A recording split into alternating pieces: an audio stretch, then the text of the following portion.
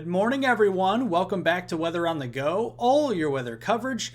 In today's weather forecast, we'll be detailing some snow chances with a cool down this weekend, and we'll also take a look at the medium and long range weather forecast as things are beginning to look more interesting as we round out the month of February and move into the first week or so into March. We'll detail everything that you need to know later on in today's weather forecast. So good Friday morning out there to everybody. Hope everybody is having a great week out there so far and a great end of the week as well.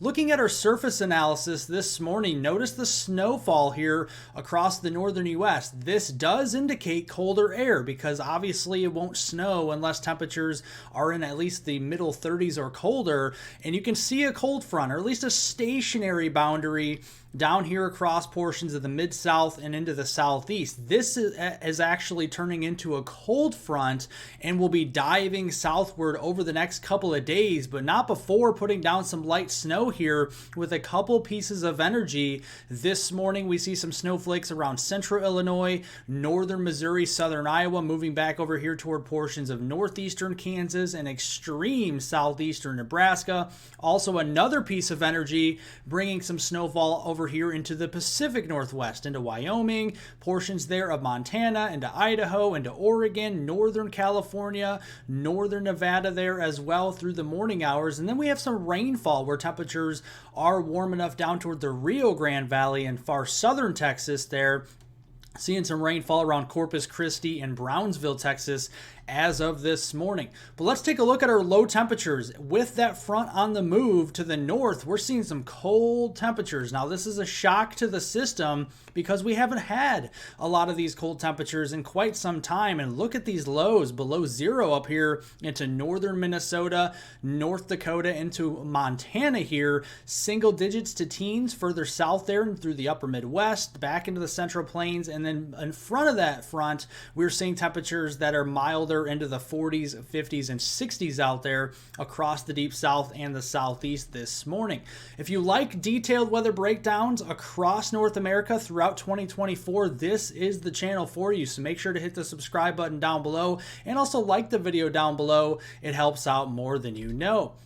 So let's zoom out the picture here and show you what is actually happening. That ridge of high pressure that we've been talking about, very key in an El Nino pattern, is spiking all the way up here to Alaska and the western Canadian provinces. That is allowing a lower pressure down underneath it across the northern and the eastern U.S.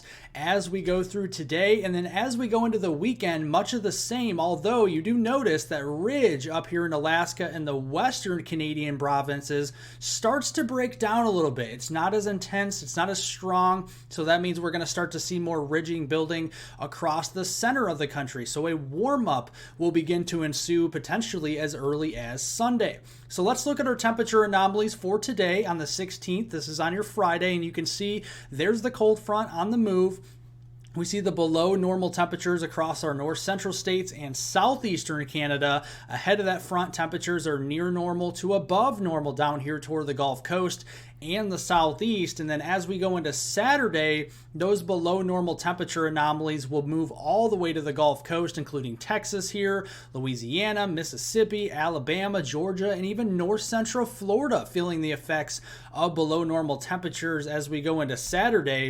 And then finally by Sunday, we're still below normal near the Gulf Coast and the southeast coast, but notice over the top, we're starting to see more of that upper level ridge begin to build across the middle of the country, and that will actually begin to warm us up a little bit as we go into our Sunday time frame.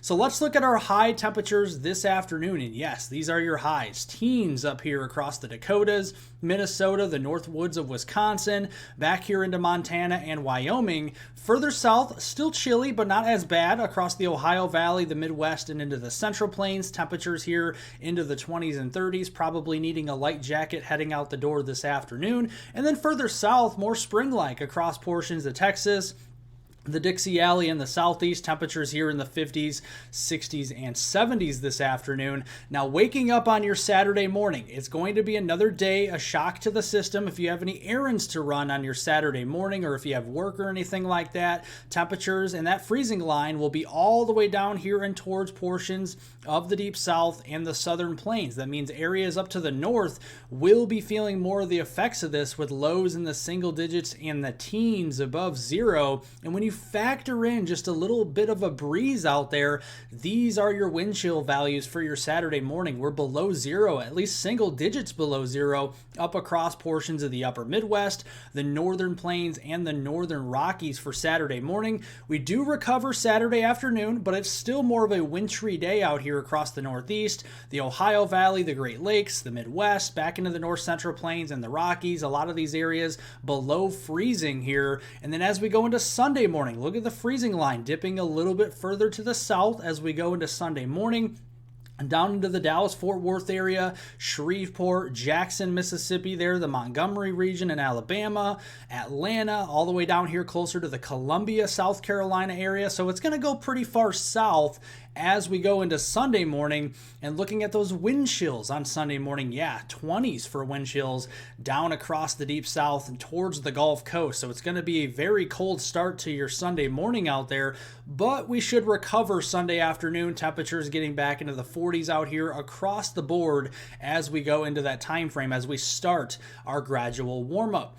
Looking at precipitation trends today and through the weekend, we do have that one clipper system moving across portions of the Illinois Valley back here into the middle Missouri Valley. So areas into southern Iowa, northern Missouri, central and southern Illinois, and getting into Indiana could see some lighter snowfall through the day. Rainfall further south across the deep south with scattered showers here as temperatures are too warm for snow. And then another piece of energy behind that, trailing not too far behind it, in the Rockies with some snow back here toward Wyoming, Idaho, and Montana.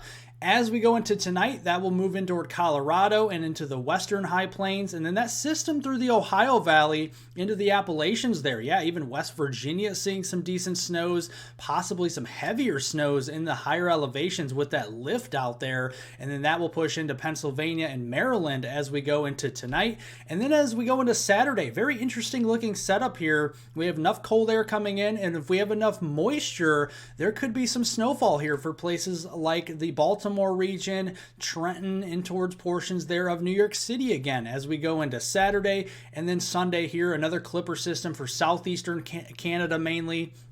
And then another system, a stronger system, moving into the Pacific Northwest on Sunday. So it is an active pattern, but mainly for the north as we go through the next couple of days. So let's look here at our total precipitation. This is your rainfall forecast, more or less. Seeing the heaviest rainfall to the west and across the southeast. And looking out west, northern, northwestern California, western Oregon seeing some heavier rains here on the order of 1 to 3 inches.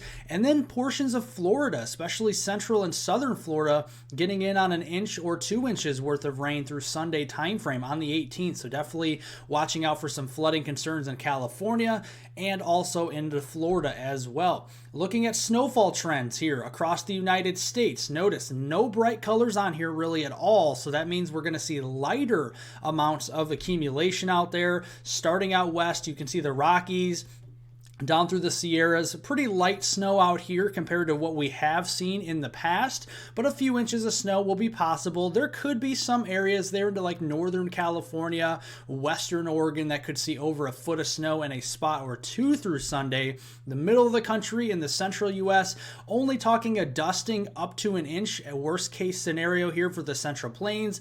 Back here through the Missouri and Illinois Valley area. And then as we go through the Ohio Valley, we could see 1 inch or 2 of snow for places like Indianapolis, through portions of Cincinnati there, Louisville, Kentucky, and then a little bit more snow as it picks up in intensity toward the mid-Atlantic, places like Pittsburgh here, Charleston, West Virginia, the Baltimore region, and toward Philadelphia, into Trenton, New York City, maybe 1 to 3 inches in some of these areas as we go in towards your weekend time frame. Overall, though, this is still going to result in a lighter snowfall event, so no big snowstorms or anything like that, but just watching travel across our northern states as we go through the weekend. Just a little bit of snow can make the roadways slick out there, so just make sure that you are taking it safe out on those roadways and taking things slow out there.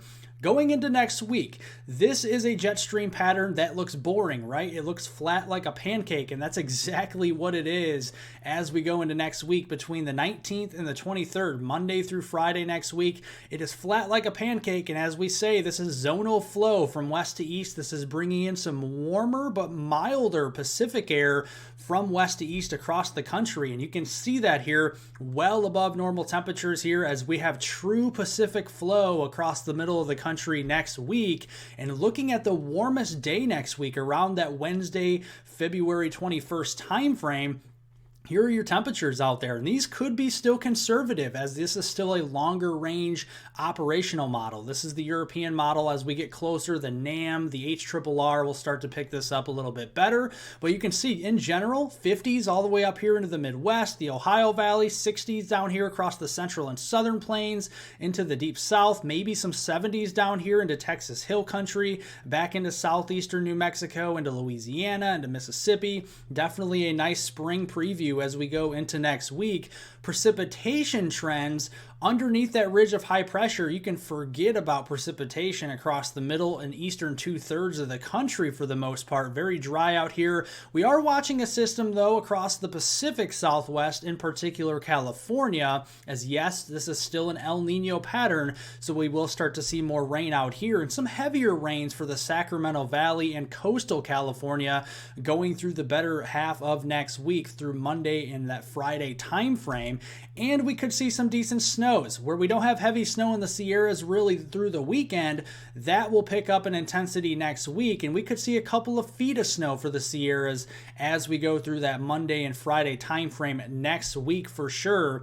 Now we're also monitoring the medium and long range period here for late February and into early March. This is the European ensemble pressure guidance, and you can see generally the darker the blues is where that central pressure could be, and you can see that's up here into the eastern Dakotas. Compare that with the GFS, a little bit more progressive, puts that more over the Badger State of Wisconsin for late February and early March. And the CMC, the Canadian ensemble guidance, is a little weaker and also a little bit slower with the system back here through the Dakotas and Nebraska with that central low pressure later in February and early March. A pretty broad statement here because we don't really know the specifics with any of these storms right now for late February and early March as we're still a week or two away, but the pattern recognition is there for a significant trough to move off of the California coast onshore to the Pacific Southwest and through the Four Corners region, and then moving across the southern plains and then moving up through the Ohio Valley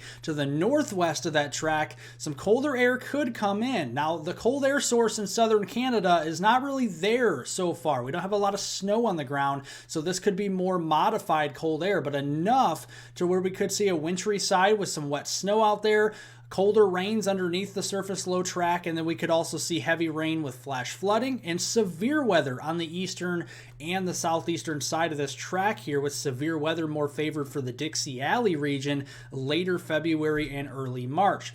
Taking a look into that, you can see very active off the west coast as that trough comes in, and then we could start to see active weather across the east and the southeast. Dixie Alley in particular getting very waterlogged as we get in towards late February and early March. According to this ensemble, this takes an average of 51 members here and puts it together. So this is actually pretty bullish for that time frame with those heavier amounts. But notice the snowfall has kind of backed off. You know, in previous videos you showed the blues up here and the darker blues.